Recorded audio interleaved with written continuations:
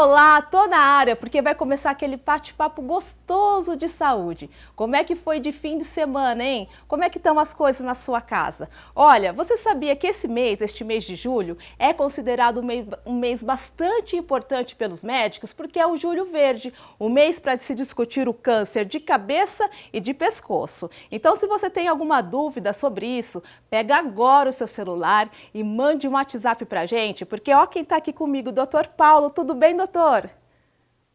Tudo bem, e você, André?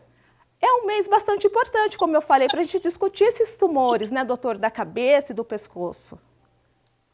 Sim, eu até inicio agradecendo a você e a sua equipe pela oportunidade da gente falar sobre isso, porque é muito importante aproveitar toda a ocasião que a gente pode passar boa informação para as pessoas se orientarem. Agora, é uma doença que atinge bastante essa região mesmo, né? Quais são os sintomas dessa doença, doutor? Olha, o câncer de cabeça e pescoço, né, ele tem, como você pode imaginar, então, várias sub-regiões, né? As sub-regiões mais comuns, mais afetadas, a gente diz que é a boca ou a cavidade oral e a orofaringe ou a garganta, o leigo vai dizer, né? Os sintomas dependem um pouco dessas sub-regiões. O paciente ele pode perceber, por exemplo, só uma dor na garganta, ou ele já pode realmente perceber, por exemplo, uma ferida que não sara na língua, né? Esses são todos sintomas que devem fazer com que a pessoa esteja atenta. Muitas vezes, inclusive, o primeiro profissional que ela vai procurar é o dentista, achando que é um problema odontológico, né? Então, por exemplo, Ou o aquela médico, feridinha que nunca seca, mesmo uma dor de garganta mais prolongada, pode ser um alerta. sim, né? Então, feridinha que nunca seca, uma ardência inexplicável. Às vezes, a aparência, por exemplo, na gengiva, é apenas de uma plaquinha branca ou uma plaquinha avermelhada, mas que não sara. Não importa o que você faz, com o tempo aquilo não sara. E, obviamente, tudo isso precisa ter muito mais atenção se nós estivermos falando de uma pessoa que fuma e que faz uso frequente de bebida alcoólica, que são os dois fatores de risco mais importantes para os tumores malignos dessa região. Isso pode colaborar até para o aparecimento desse tipo de câncer. Então, atenção, se você fuma ou bebe, né, doutora, aquela bebida já exagerada, é bom parar, aproveita aí para rever os seus hábitos, né? Porque isso pode gerar uma predisposição ao câncer de cabeça e pescoço. Sim, a literatura médica, André, ela é muito clara. Isso está absolutamente bem estabelecido e comprovado. Dependendo do estudo e dependendo da sub-região, nós falamos aqui de um aumento da chance de ter câncer na cavidade oral, na orofaringe, que é de 20 a 40 vezes maior na pessoa que fuma e bebe, se comparado com uma pessoa que não faz uso do cigarro e da bebida alcoólica. Agora, se a gente comparar esse tipo de câncer com os outros, como é que é, doutor? Ele é mais perigoso? Olha, o câncer de cabeça e pescoço, eu diria para você o seguinte: uma generalização que a gente pode fazer todo tipo de câncer, se diagnosticado numa fase inicial, um tumor pequeno, ele sempre terá um prognóstico melhor, uma chance de cura melhor, do que se for diagnosticado numa fase tardia. E isso se aplica também para os tumores da cavidade oral e da orofaringe, da boca e da garganta.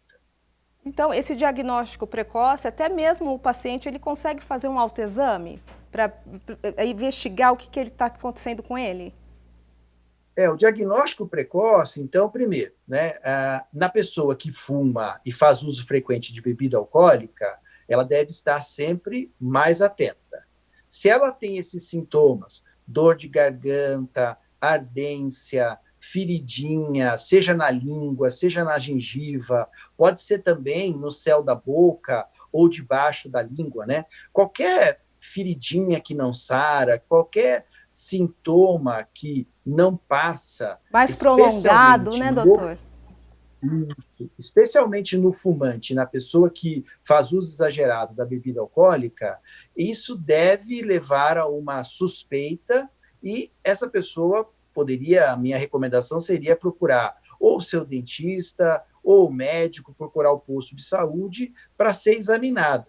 Quanto mais precoce o diagnóstico, maior a, vamos dizer assim, a simplicidade do tratamento, porque você não tem que usar várias técnicas de tratamento, você vai precisar de uma única modalidade de tratamento e maior a chance de cura. Doutor, por isso então a importância da visita regular ao dentista. Sim, a manutenção da saúde da boca é muito importante. Aí não é só por causa do câncer, né? A saúde da boca, ela está relacionada a uma série de outras patologias, como doença do coração, enfim.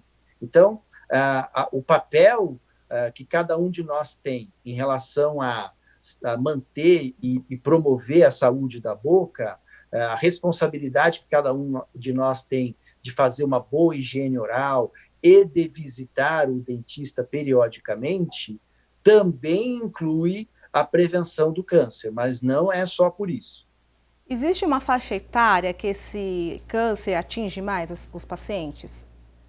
Sim, ótima pergunta, André. É muito importante as pessoas entenderem que é necessário ter mais atenção. O pico de incidência está ao redor dos 60 anos, mas até cerca de um quarto dos casos, ou seja, 25% dos casos, podem acontecer em pessoas que têm menos de 50 anos. Doutor, como é que é o tratamento? Olha, o tratamento, como eu disse, depende do estágio em que a doença é diagnosticada. O estágio é a situação. Então, um tumor pequeno, localizado numa área pequena, seja da língua, da garganta, do céu da boca, enfim, né?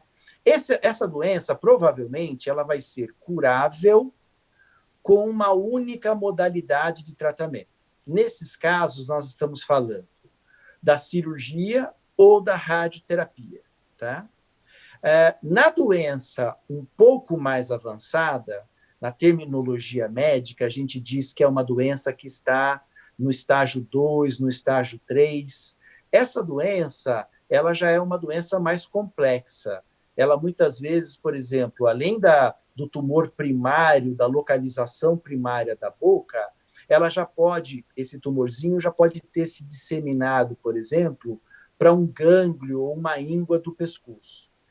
Nessa situação, geralmente, será necessária a utilização de um tratamento que inclui mais de uma modalidade de tratamento. Então, a cirurgia associada à radioterapia, a radioterapia associada à quimioterapia.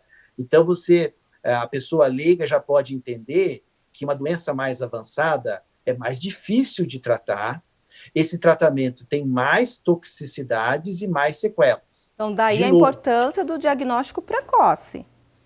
tirou as palavras da minha boca. Ô, doutor, se a pessoa descobre logo que ela tem, o sucesso também é maior, né? Leva à cura?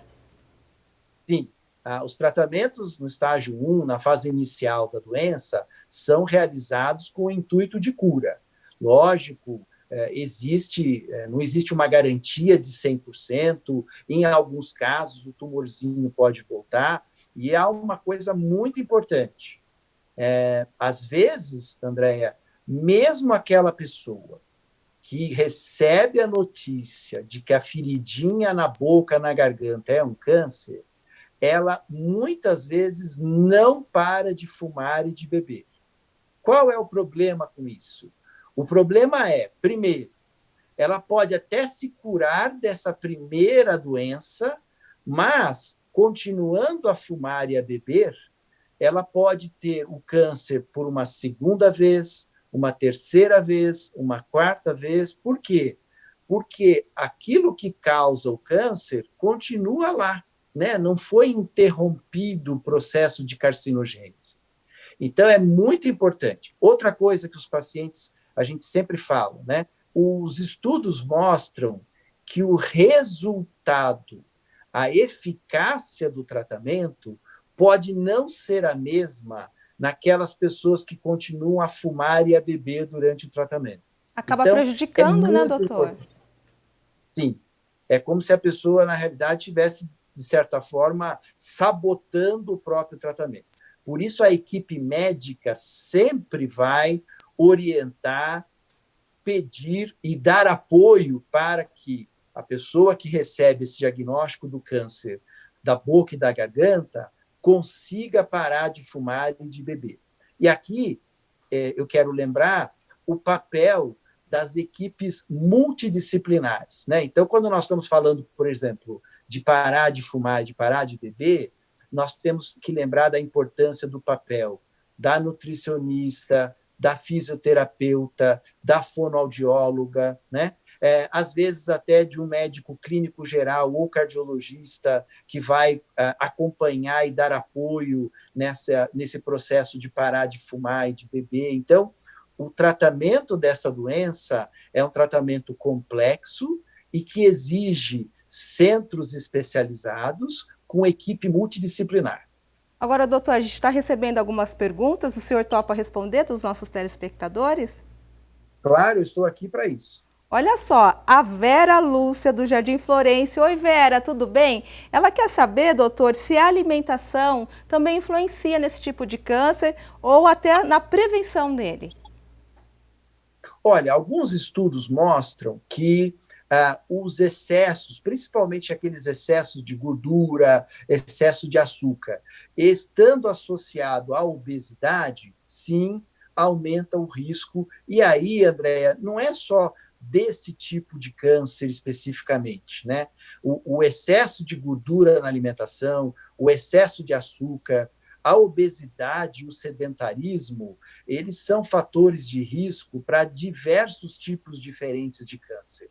Então, é muito importante que as pessoas tenham uma alimentação saudável e equilibrada, sem excessos, né? Isso é que é o importante.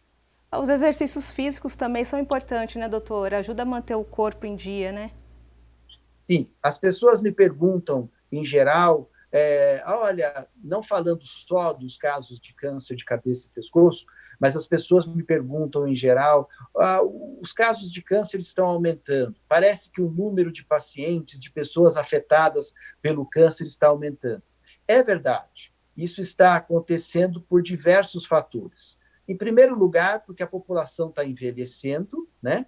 Mas também porque o nosso estilo de vida, comparado com o estilo de vida dos nossos avós, por exemplo, mudou muito.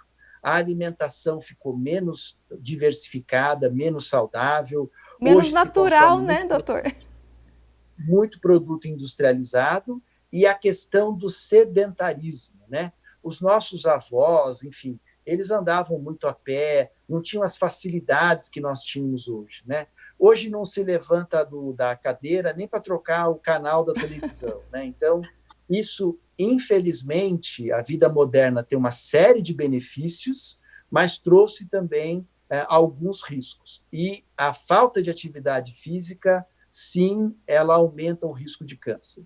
O estresse também pode favorecer o surgimento desse câncer? Porque o senhor falou de Ótima vida pergunta. agitada, né? Então, a gente está levando uma vida mais estressada, né, gente? São tantas novidades, é trabalho, é família, a gente tem que dar conta de tudo e às vezes fica estressado. Isso pode colaborar? Essa é uma pergunta muito importante, André, e me dá a oportunidade de explicar que quando a gente estuda as causas do câncer, às vezes a gente encontra aquilo que a gente chama de variáveis de confusão. Em geral, não é o estresse em si que causa câncer, mas é o estilo de vida e outras escolhas que a pessoa estressada costuma fazer. Você vai concordar comigo que, em geral, essa pessoa estressada, primeiro, ela está se alimentando mal, não está fazendo atividade física, ela tende, portanto, a ser sedentária, a estar obesa, ela tende a fumar, né? Ela dorme mal. Então, não é o estresse propriamente dito, mas condições, que estão associadas a escolhas que a pessoa mais estressada tende a fazer. Porque aí Mas não o acaba estresse largando mão, né, propriamente. da vida saudável mais tranquila também, né? Exatamente. Essa pessoa estressada é aquela que está deixando, perdendo o controle da própria saúde, da própria vida e fazendo escolhas erradas, né? Então, não é o estresse em si. Se você for ver, a população, a vida moderna hoje, ela, quem que pode dizer que vive sem estresse? Então, se o Não dá. estresse em si e se o estresse em si fosse causa de câncer, então éramos para todos nós termos câncer. E isso não é verdade, não é isso que acontece. Agora, a pessoa estressada, a pessoa que não maneja bem o estresse, que não para realmente pensar em como lidar com isso, que não usa técnicas para manejar o estresse, ela pode começar a fazer escolhas erradas. Má alimentação, sedentarismo, fumar, beber em excesso, e isso causa câncer. Ô, doutor, até para aliviar esse estresse, o importante é procurar atividades prazerosas, né? Já que a gente não consegue lidar com tudo. A gente já citou atividade física, mas tirar um tempinho para uma leitura, algo que realmente coloque a pessoa num estado de relaxamento mental. Sim, e procurar um equilíbrio, né?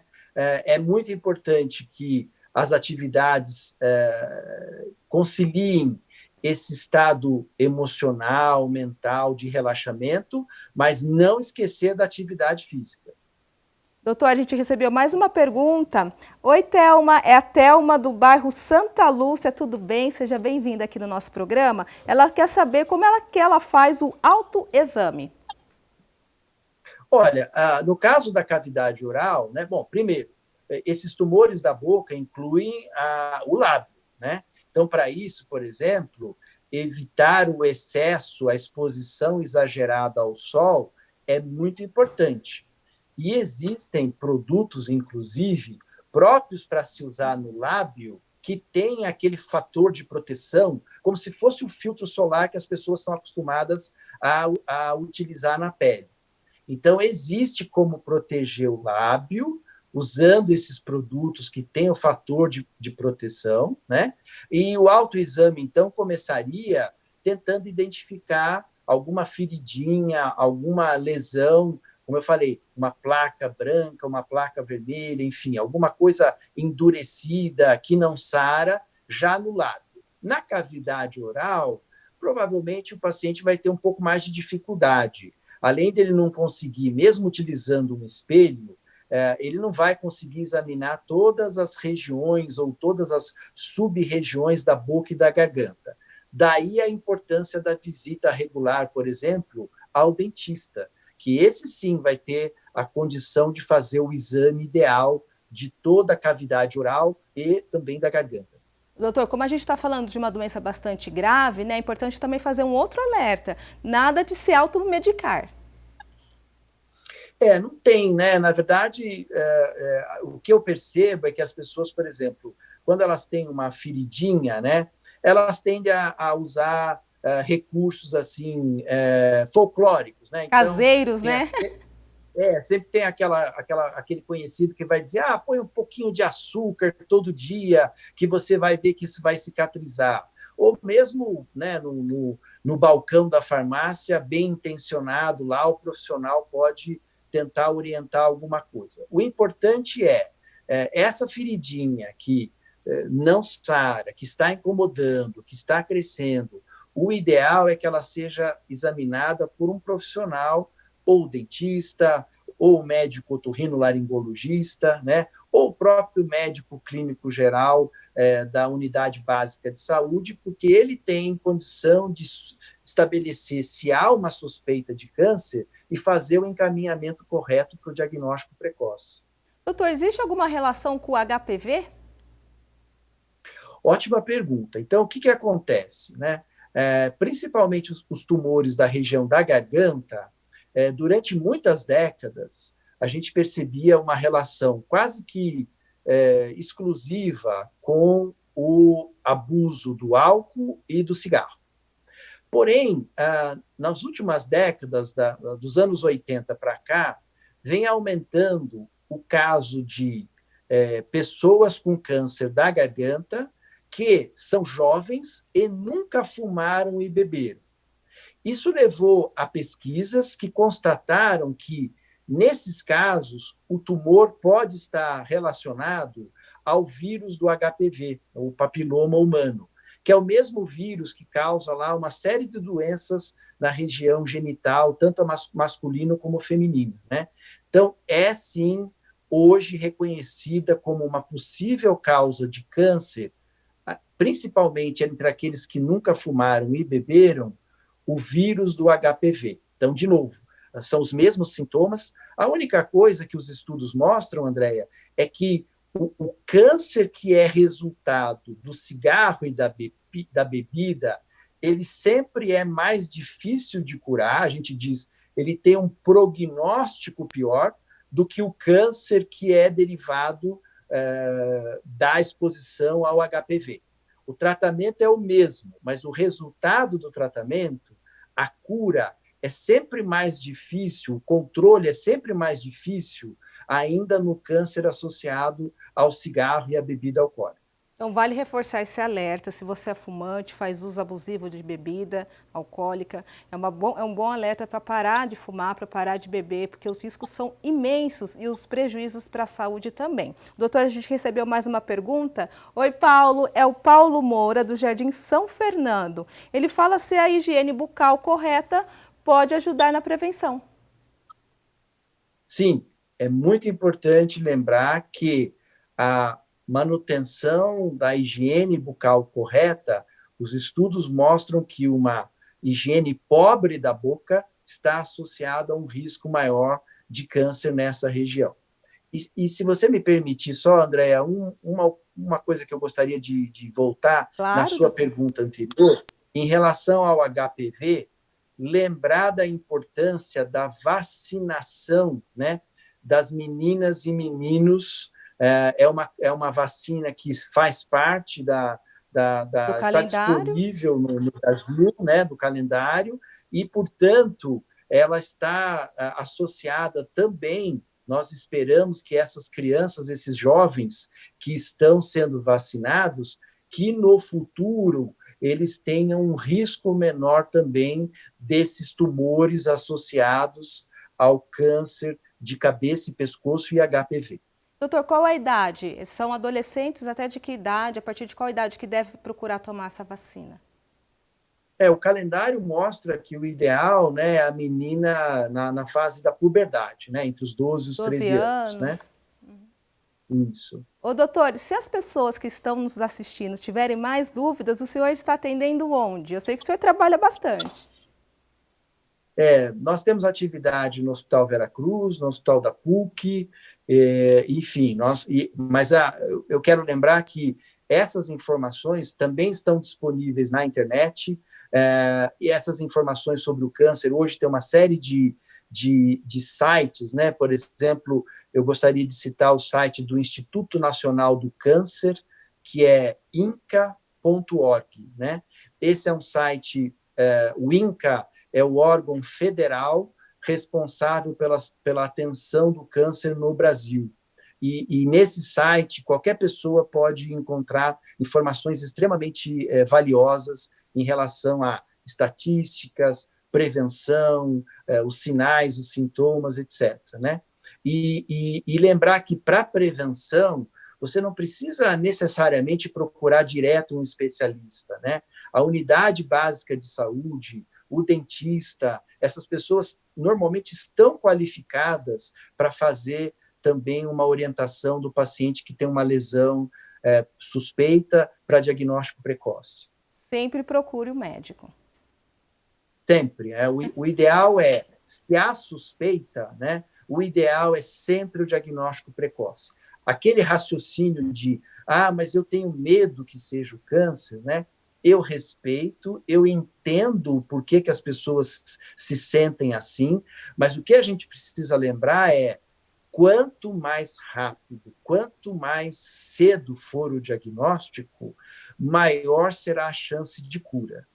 Doutor, muito obrigada pelas orientações aqui com a gente. O senhor é nosso convidado, sempre que quiser, as portas estão abertas aqui de Saúde é Vida, combinado? André, muito obrigado. Como eu disse, essas oportunidades para a gente poder esclarecer e passar boa informação são extremamente importantes. Sou eu que sou grato pela oportunidade. E obrigada a você também que me acompanhou até agora. É claro, se você tiver dúvidas, manda aqui no nosso WhatsApp que aparece agora na sua tela. E não fica com saudade não, porque quarta-feira eu estou de volta. Saúde, até lá!